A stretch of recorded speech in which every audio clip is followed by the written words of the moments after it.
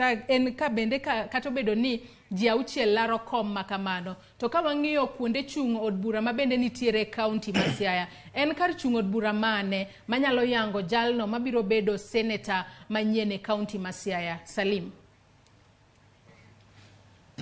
Joisa moro kitim na maber penjo ma jarareda cho penjo kiketo na ikete Salim agoyo mosa inya Salim in bende inyalo duoko penjo no matin inyalo duoke matin wachne ni tani gi wach machuok erokamano wach senator ne gi wach machuok but gimoro Agnes wacho kanyo ma very dangerous onge tiende mondo uchandre gi minodi ne umanyo nyathi chandu dhi ka jolemo wuotho ka jothieth to kuseyudo nyathi tae tu chako struggle mondo uneg nyathino. Wach mar multi-party democracy Jaluo no thagro ne kabisa moneg jowa marembo chwer mathoth mwayudo multi-party democracy mondo ji obed gi duond buche modhuro. Ok nyal bedo ni kendo Jaluo ema dwano neg multi-party democracy mano thagro ne wuon. Ka Agnes nyisi ni ODM marwa ma Siaya otemo nyisi ni David Ochieng ma party leader mar MDG to jakanye.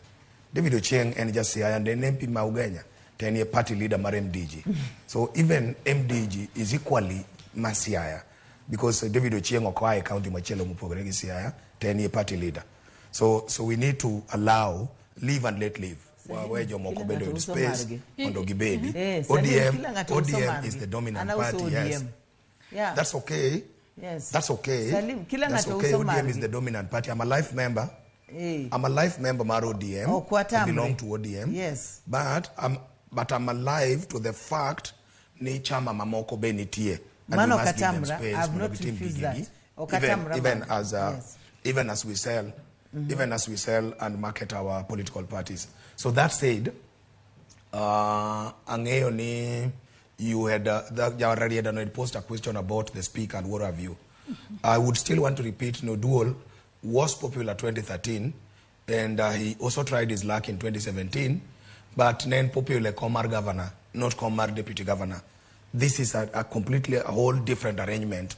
Ma Alego Usonga must again rethink Kaka jarareda no watch, and are they prepared now to take Deputy Governor? Because Oduol manegidwaro Oduol ma Governor. This is Oduol ma Deputy Governor. So Alego will have to think about that. And when Gidong Dalang went to think and then make decision how they want to move. With regards to Achmar Senator, an opinion is out there. Say what Chenyali Noya. Ni senators muchungi chama mar ODM region wa Nyanza Kaluo Nyanza. Wale ogi manamondo kichama manikecha formality. Nke jomoko chung kodgi. Otherwise okane any senator muchungi utiko mar ODM ma ngato de thago. Obed Edi in Migori, Obed Kajuang in Homa Bay, Obed Ojianda in Kisumu, Obed Dr. Buru. Yoga Paranwa Leoge Lewas formality, Mondo Gicham Moma. For that one, I think Chama not him Bear and gave us very popular candidates, Mutegno, Maoknyal Turo Jikatagi campaign. So for Siaya, even irrespective of the regional balance, Gangang Ogini, it's given ni Dr. Burogenga, Rubedo Senator Masea, Gukinyi Mangage. And Okadwa Katano Bed ni na watch any 2 horse and then one horse. And then Buru Chung to Jomoko Lao Bang at any Senator Masea. At least Salim Kano a year. In Korkapachi Paranade, Wajino Marla Senator. Buru is winning. Ange James Somban, Ange the other.